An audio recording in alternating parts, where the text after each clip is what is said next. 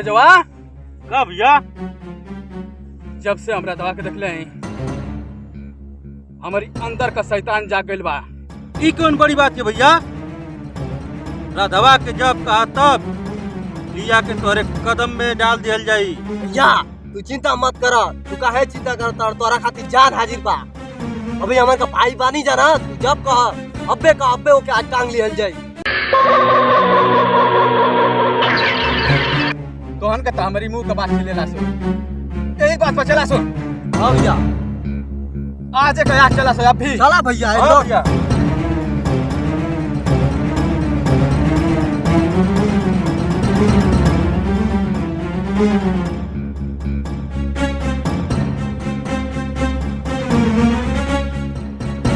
मन नहीं के तोहर लगा था? हाँ बाबा हाँ हाँ जल्दी आई। ओहो बेचैनी धैले बा तुमके, चैन ना मिला था। का करी, रास्ता दूरे के बा, 3 दिन ते आवे में लग जाला।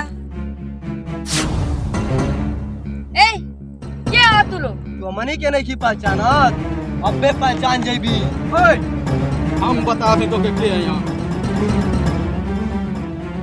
हमार नाम काबरा है, काबरा। हम तोर दीवाना हो गए रे। पगला गई बड़ा का? अरे ऐसे काय बोला तारू?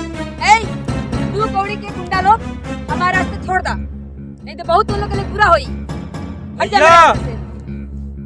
बहुत मन हिट दिया। ए कुकुर चुप।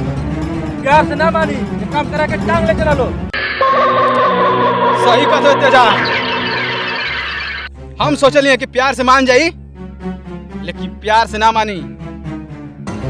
एके उठा ला सो। पकड़ से। भाग।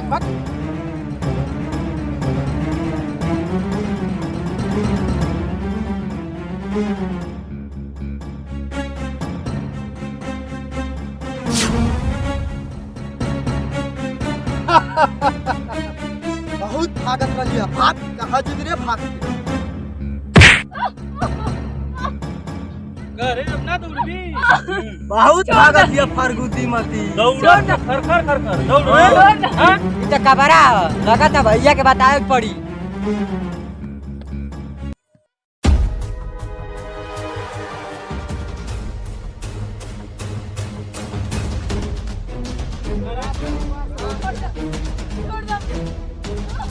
छोड़ दो।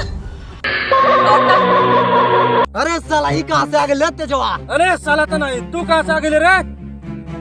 अरे साला तोहन का 1 नंबर का कुत्ता आवाज है। ई बात तो हमके पहले से मालूम रह लिया, मगर तोहन का इतना नीचे गिर जीवा था ई हमके मालूम ना रहला। आज साल तुमके इतना तोड़ब कि तोहन का सगल तोहन घर ना पहचान पाइया। अब तोरी का फिर ना। अर्जुनवा हाँ भैया। मार साला के।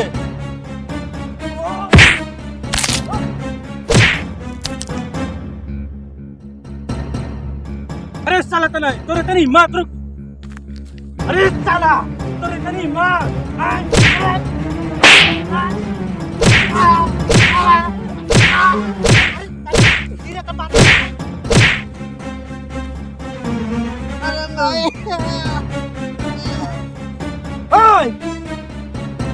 अरे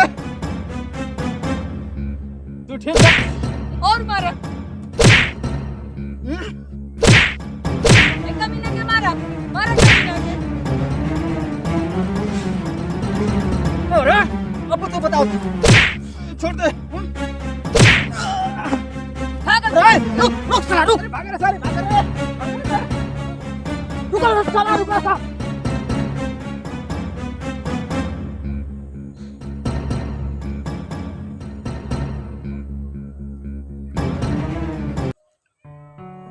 का हो का करे हरिया ले लूगा?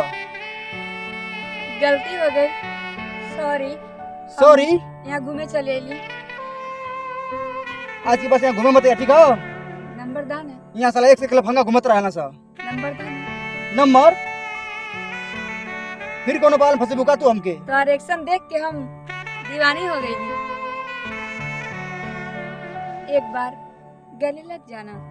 बोले हाँ अभी क्या खाती? ओहरो मर्द है कर देखा चला